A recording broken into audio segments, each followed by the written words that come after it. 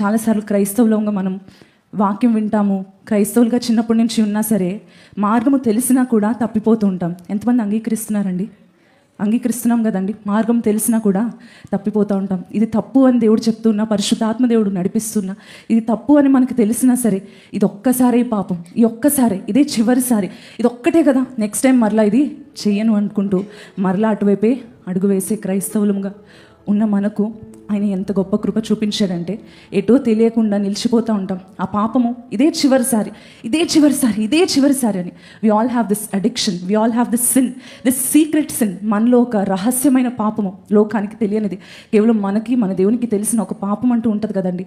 ఆ secret sin వైపు ప్రవ్వా నన్ను క్షమించు అంటాం, ప్రవ్వా ఇంక విడిచిపెడుతున్నాను అంటాం, వాక్యం వింటాం, ఇదే ఆఖరిసారి అంటాం. కానీ మరలా ఆ సీక్రెట్ సిన్ వైపు అడుగు వేస్తూ ఉంటాం కదా. అలా మార్గం తెలియక తప్పిపోయి ఆ అడుగు వేసిన తర్వాత, ఆ పాపం చేసిన తర్వాత, మరలా ఆ అడిక్షన్ వైపుకు వెళ్ళిన తర్వాత ఎటో తెలియక నిలిచిపోతూ ఉంటాం.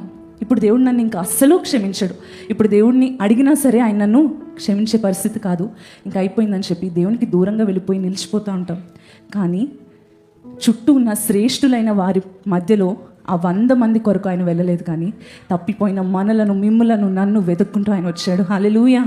మనం తప్పిపోతూ ఉంటున్నా సరే ఆయన వెతుక్కుంటూ నా బిడ్డ ఎక్కడుంది, మరలా నా చెంతకు రావాలని చెప్పి గొప్ప ప్రేమతో ఆయన మనల్ని సమకూరుస్తున్నాడు. ఎంత గొప్ప దేవుని నామాన్ని బిగ్గరగా చప్పట్లు కొడుతూ మహింపరుద్దామండి. బిగ్గరగా ఆయన నామాన్ని మహింపరుద్దాం. విలువలేని మన కోసం వచ్చిన దేవుడు కదా.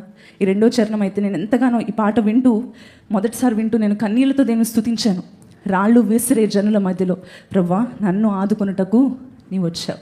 చాలాసార్లు మనం చేయని తప్పుకు కూడా జనాలు నిందలు వేస్తూ ఉంటారు, చేయని తప్పులకు కూడా జనాలు ఎన్నో మాటలు అంటూ ఉంటారు, అబద్ధాలు చెప్తూ ఉంటారు.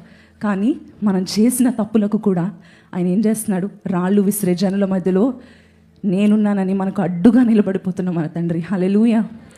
పాపాత్మురాలనే స్త్రీ ఆజ్ఞ ప్రకారము, ఆచారం ప్రకారము, according to the rule she has to be stone to the death.